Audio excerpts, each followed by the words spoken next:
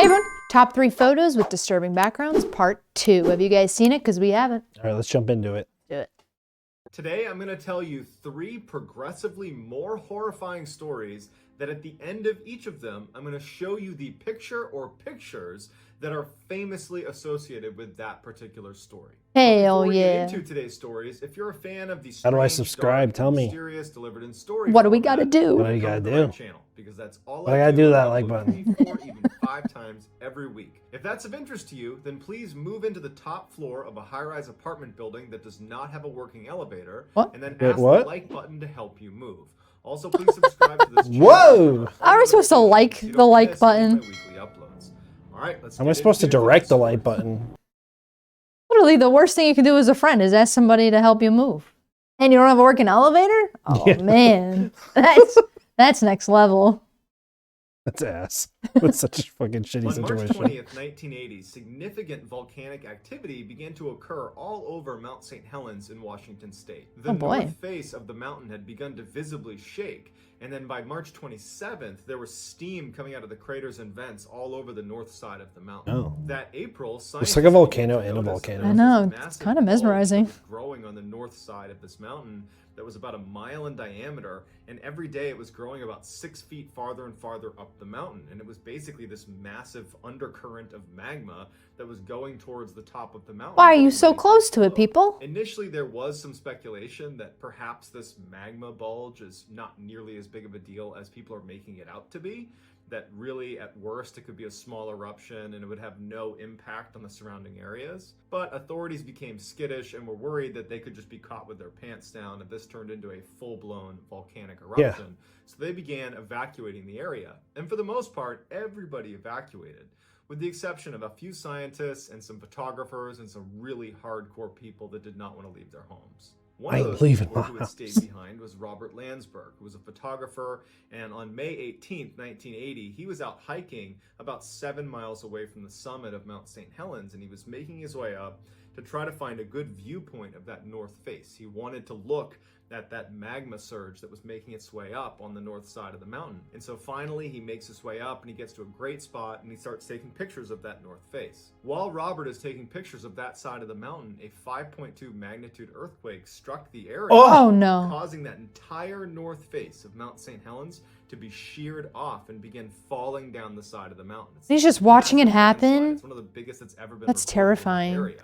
But what it really did is all of a sudden that entire magma surge that had been building up underneath on the north side, making its way up, suddenly is uncovered, and it causes this massive volcanic explosion shooting 15 miles straight up into the air. Along with this Holy massive shit. vertical blast, there was a simultaneous lateral blast basically pointed directly at Robert, and it sent Oh, shit. molten debris surging down the mountainside at 100 miles an hour or faster. Whoa. Robert knew he had no hope of escaping this wall of magma and ash coming straight at him. So he decides, instead of trying to save myself, I'm going to take as many pictures as I can of this volcanic eruption, and then I'm going to try to protect the film. And so Dude.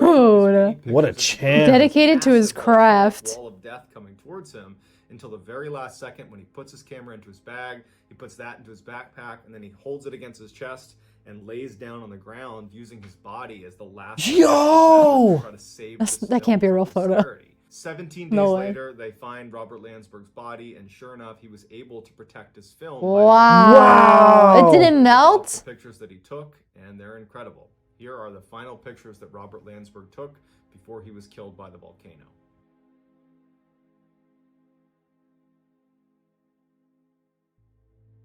My God. Just slowly watching his death On like September 21st, come. 2014, Darsh Patel, Damn. who was a That's 22-year-old crazy. college student, was out hiking in a New Jersey state park along with 5 of his college buddies. As they were about to head down a particular trail that they had actually gone to this park to go down, a man and woman come charging up the path towards them.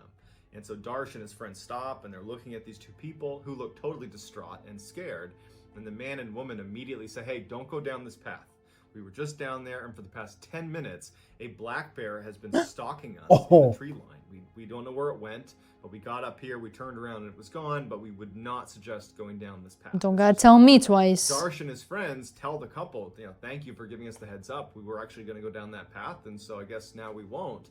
And so the couple, they quickly leave, and Darsh and his friends are sitting there thinking, well, now what do we do? Because this was the trail we were going to go down. This is why we're here. As they're standing there, they start talking about, well, maybe we just go down anyway. No. There's 6 of us. I highly doubt that a bear... 6 of us versus One big-ass bear. That is not known to attack people. Why don't we just walk down a ways? You will be the first people known to be attacked by a black bear.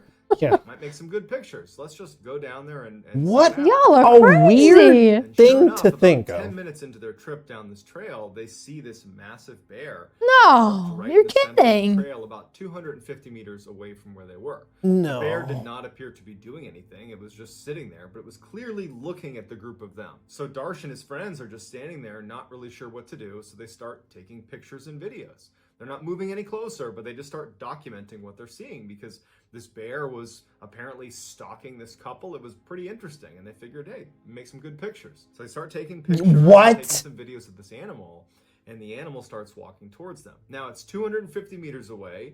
They recognize that this is a dangerous animal, and we don't want to get too close to it. Oh, they did? They recognize that? Started moving towards them initially. They still felt safe, but the animal starts jogging towards them. At this point, the boys put their phones away, turn around, and they start hightailing it the other way. And somebody looks back and notices the bear is now sprinting at them. Yeah. Completely panicked. They pissed start it off. Sprinting back towards where their cars were parked. Absolute full panic back up the trail.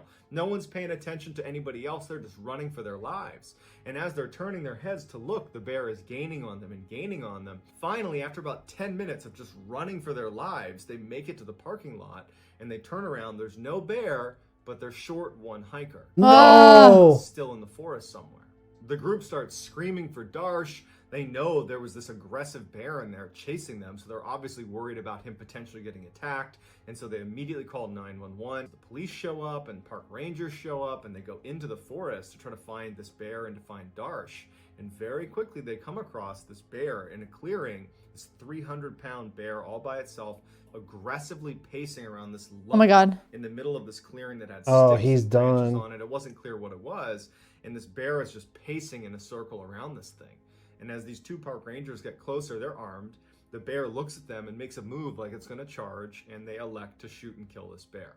Later, the bear's remains would be taken to a laboratory, and inside of the bear's stomach was Darsh Patel. He had been killed and eaten by this bear. And that lump that was on the ground that the bear was circling was whatever was left of Darsh that had not been consumed yet. When they recovered Darsh Patel's phone, they went into his images, and they found he had taken one final picture before he was attacked. Here it is. The bear was not malnourished. It was not diseased. It just decided it wanted to stalk, kill, and eat a human. I feel like that's like a Black Mirror episode where it's an endless cycle of hikers warning the next hikers. Hey, don't go as a black bear. 1967, Over and over again. To orbit the Earth in the first manned flight of a particular Soviet spacecraft called the Soyuz. Komarov would be flying this mission solo, and so he needed a backup in case for some reason he couldn't go. And his backup was Yuri Gagarin, who was actually Komarov's best friend. This mission was very important to the Soviet Union, more from a political standpoint, but nonetheless, the pressure was on Komarov to successfully complete this mission. And so he, along with his backup, Yuri, had to train extra hard and make sure they did not screw this up. But it turns out the fail point for this mission was almost certainly not going to be Komarov or Gagarin if he ended up going instead of Komarov. It was going to be the spaceship itself. Gagarin, along with a host of engineers, did a full-blown inspection of the Soyuz and found 203 significant structural problems, and they all That's a lot. postponement of this mission. Yeah, that's a good their call. recommendation was ignored because, again, this mission was so politically important to the Soviet Union that they were effectively ready to risk their astronauts to make it happen. Wow, Komarov that's found messed out up. about all these structural issues and the fact that the powers that be were not even listening and were basically saying, we don't care, you're doing this mission anyways. He was crushed, and he told a KGB agent that he was certain he was going to die. And this KGB agent would later say that he asked Komarov, well then why don't you refuse the mission? And Komarov said, if I refuse the mission, they're going to make my best friend go, and he'll die up there, so I have to go. Gagarin pleaded with Komarov to relinquish the role, let Gagarin go instead of him, but Komarov was staunch. He said, I've been given this mission, I'm going to go, you're going to stay here.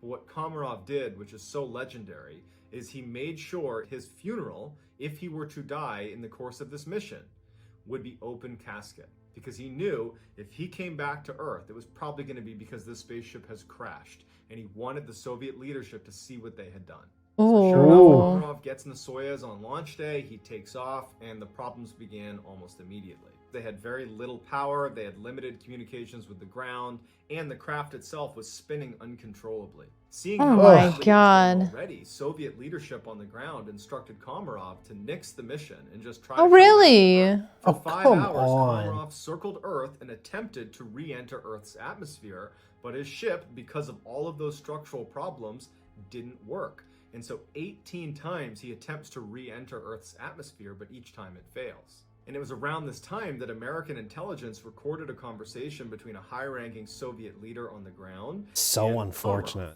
And the leader on the ground is basically crying and saying they're so sorry to Komarov and that he's going to be a hero. They got his wife to come on, and his wife is talking to Komarov, and Komarov's telling her, you know, what to do with the kids, what to do with his estate. He's perfectly fine and healthy, but the craft is doomed, and everybody knows it. Oh my Then that goodness. call ends, and Komarov, on his 19th attempt, is able to re-enter Earth's atmosphere, which everyone was pretty surprised he could even do that. But his parachutes failed. As Komarov is plunging to his death, over the radio, he's cursing the Soviet leadership that doomed him by putting him in a botched spaceship. And so sure enough, on April 24th, around 7 a.m., Komarov's craft smashes into the ground, killing Komarov. And when they open it up, it's clear what happened to him. He didn't die on impact. He basically burned alive inside of this careening down towards the Earth. And so all that's left of him is this charred pile. But because Komarov explicitly stated that they had to have an open casket funeral, specifically because he wanted the Soviet leadership to see what they had done to him, they had to hold an open casket funeral with just Damn. And here is the famous picture of Komarov. Wow. The actual Soviet leaders that put him in that spaceship that was doomed. Here they are. They don't give a viewing his fuck. open casket funeral. So that's gonna do it, guys. Let me know in the That's comments crazy. what you thought of these 3 stories. Wow. I'll get back to That's crazy, but doesn't even surprise me. People do anything for a good political look. Yeah. That's crazy, though. That dude was like, fuck you. And also, Yeah. how's my tan?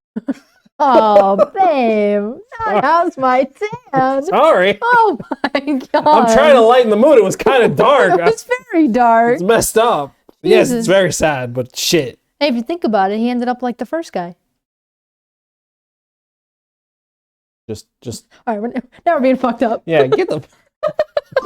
Well, thanks so much for watching. If you like what you saw, please subscribe. If you have any suggestions, leave them in the comments, and we'll see you in the next one. Yeah, see ya. Bye.